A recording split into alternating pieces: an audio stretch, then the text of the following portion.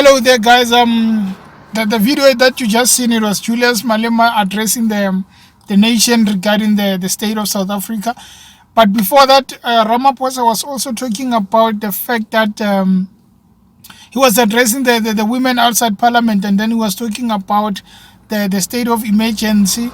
He actually said that he's gonna be addressing the nation later today. I'm sure he's already addressing them.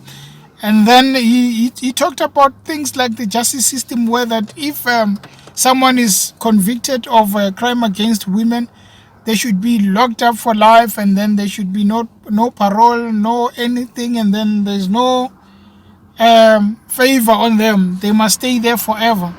Some women were glad to hear that, and then some didn't even believe what he was saying, because they feel like he's just saying it to shut them up, and then later those things will be forgotten. And he actually said that for the state of emergency to be declared, it needs to be declared by Parliament. So he's going to bring that to Parliament. They are going to debate about it, and then he's going to decide on that. I don't know. We both know that it might not happen. They might forget about it. But it's a hope. If he's saying that he's going to discuss it with Parliament, it's a hope for us, because if they are going to discuss it, hopefully they act on that, because it's endangering our women. And also not to forget the lootings and what's been happening. I think they need to also focus on that. Okay, to focus more on what Malema was talking about, I think he addressed some critical issues, and most of the press he was talking about issues that affect the foreign nations, South Africa as a whole.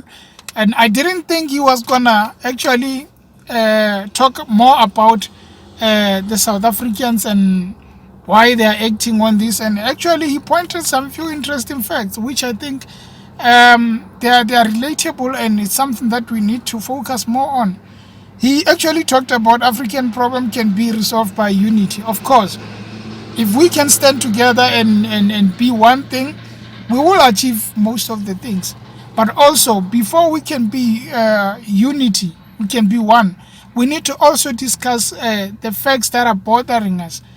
If South Africans and other foreigners, there is a problem between us, we need to sit down and discuss them. And also, there should be more engagement between African countries. That's the only way we can go forward and then have peace amongst ourselves. Because if we don't discuss things and then we leave them like that, it doesn't help.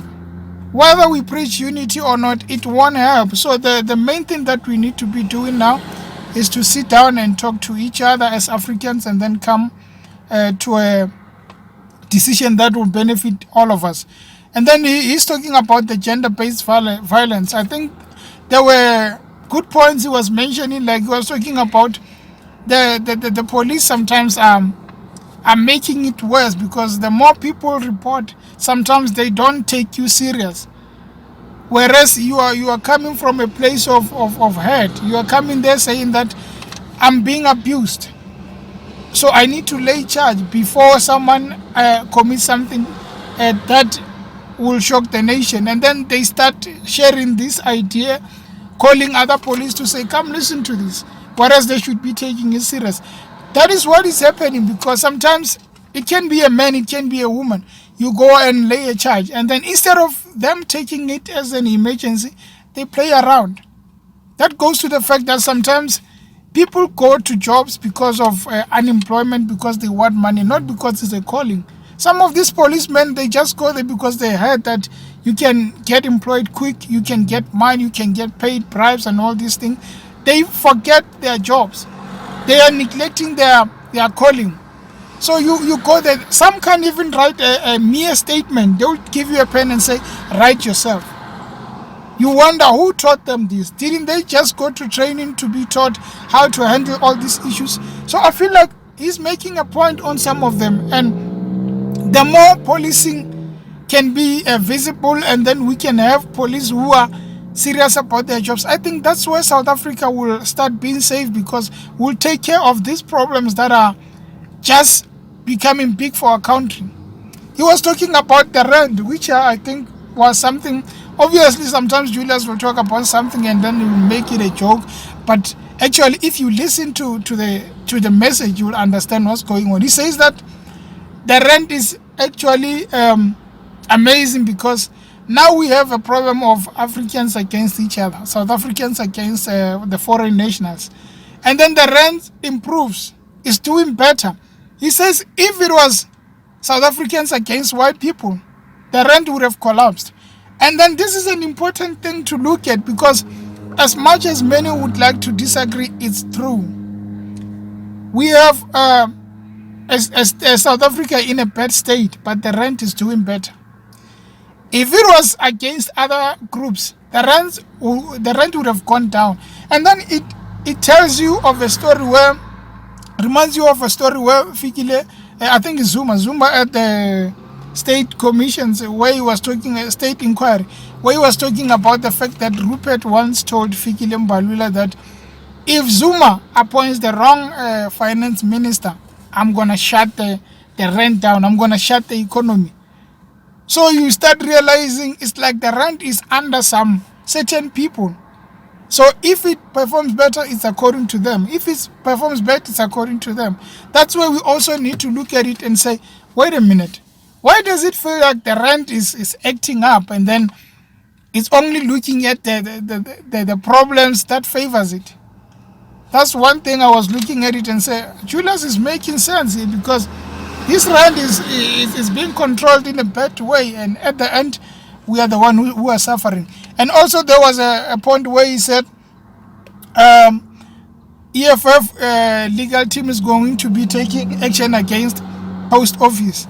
Remember that Winene lady who was killed by that guy from post office. So now EFF is going to be taking legal action against post office. That's a good thing. Post office employed that guy knowing very well that he has a criminal record. So someone must know what's going on. And then post office is a government entity. They must sue post office. They are suing government anyway. They must sue post office and then make sure that even if there's no justice for that lady, at least they get compensated for all these things.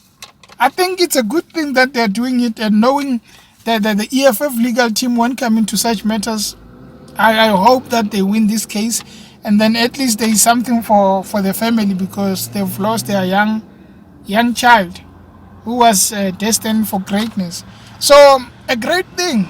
Let them sue them, and then maybe government will tighten their rules when coming to all these things, and then this corruption and favoritism will stop. So I support Julius on that.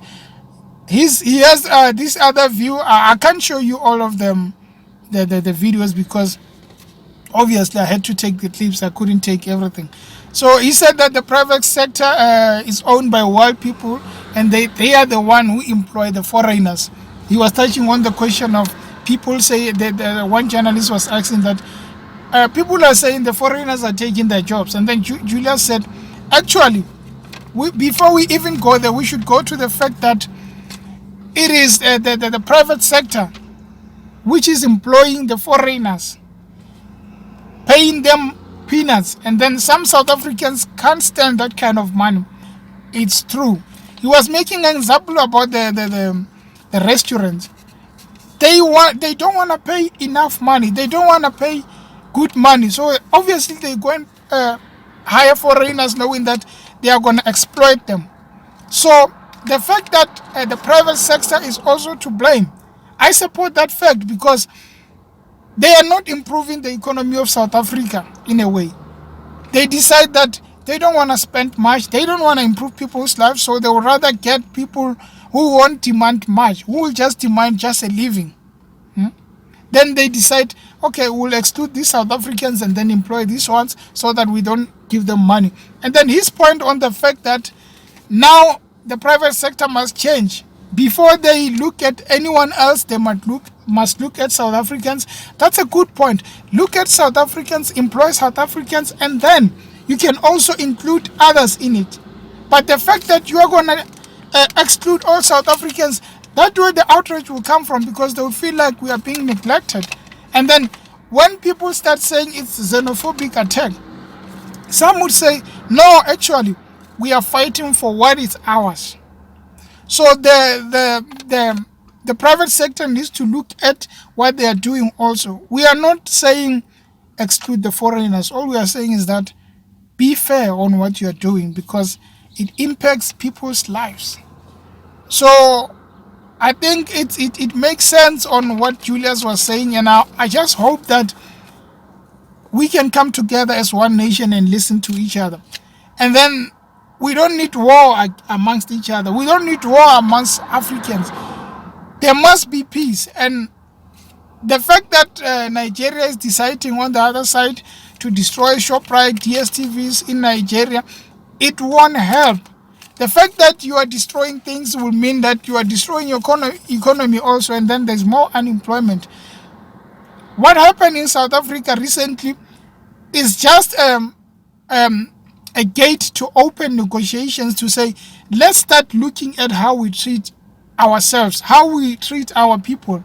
Then from there, we can only improve, and then hopefully from there will never be such cases. So Julia's statement was powerful, was good enough. I think let's look at the positive, not to look at the negative. Obviously, there would be people who are saying he's always talking about what monopoly and all these things. You have your point to make, but what I think is that let's look at the positive. It's not on EFF to say they are the best because they came with the statement. Let us just look at it as something where we can improve as a nation. So guys, thank you for watching this video. There will be more to come. I think Ramaphosa is addressing the nation at the moment. I'm just going to look at it also to hear what he's saying. Hopefully, he's making progress also, because talk and no action won't help us. So guys, thank you for watching, and once again, subscribe to the channel and watch for more episodes and videos coming up. Thanks and bye.